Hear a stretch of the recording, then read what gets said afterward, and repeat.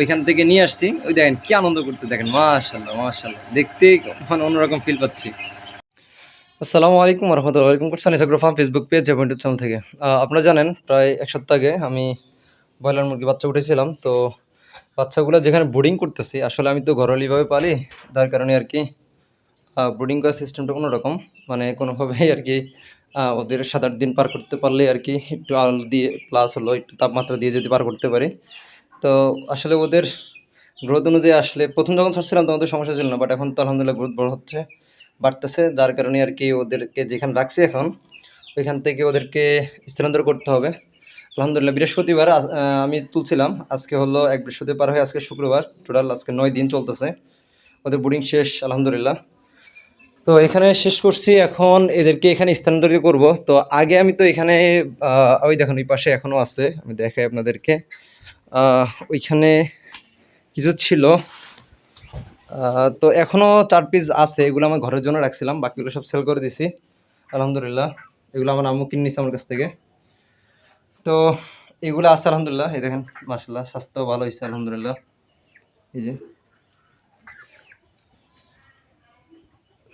এই যে আলহামদুলিল্লাহ। তো এখন এখানে আসলে তো অনেকদিন আগে এগুলোকে পরিষ্কার করে করতে হয় আর কি, তৈরি করতে হয়, বাট সময় ছিল না হাতে, বিভিন্ন কাজের কারণে আর কি এগুলো তৈরি করতে পারি নাই। তো আজকে এটা পরিষ্কার করলাম। এখন এটাকে প্রথমে আগুন দিয়ে ভিতরটা সুন্দর করে একদম ঝেড়ে নিব, একবারে সম্পূর্ণটা আগুন ধরাই দিব ভিতরে, তারপরে এখানে চুন দিয়ে সম্পূর্ণটা ধুয়ে নিব। ধুয়ে নেওয়ার পরে তারপর এটা প্রস্তুত করে ওই বাচ্চাগুলো এখানে তুলবো ইনশাল্লাহ। তো ভিডিওর সঙ্গে থাকুন, বিস্তারিত দেখাবো ইনশাল্লাহ। নামাজ বাদ দিও না বন্ধু, দুনিয়ার জীবন থেকে আখিরাত উত্তম।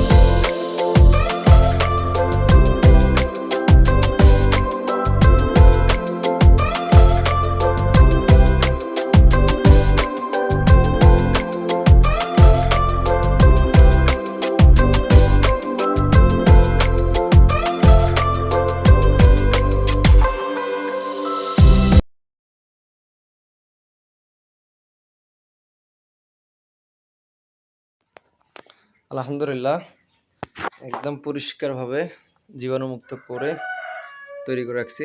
এখন আগে প্রথমত ইট দিব, মানে খাবার যেখানে বসায় ওইটা দিব, তারপরে ইট দেওয়ার পরে মানে কাঠের যে গুঁড়াটা আছে এটা দিব, দেওয়ার পরে বাচ্চাগুলো এখানে নিয়ে এসে ছাড়বো ইনশাল্লাহ। একদম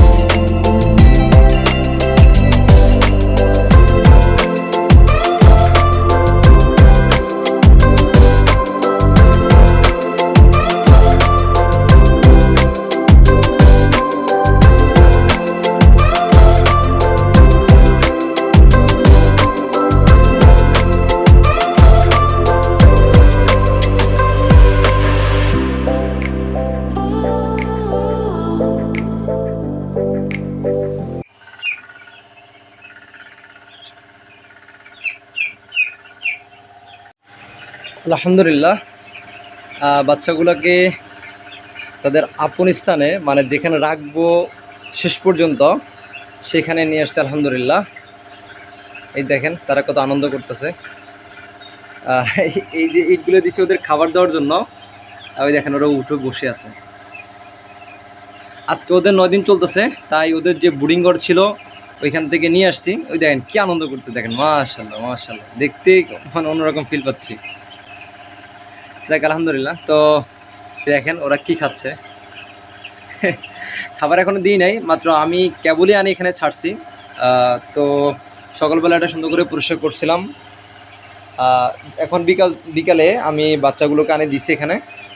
তো বড়গুলোকে সাইড করে রাখছি, বড় আর মাত্র 4টে আছে, তো এই 4টা এই যে এখানে রাখছি আপাতত। এদেরকে এখনই জবা করে দেব বাসায়।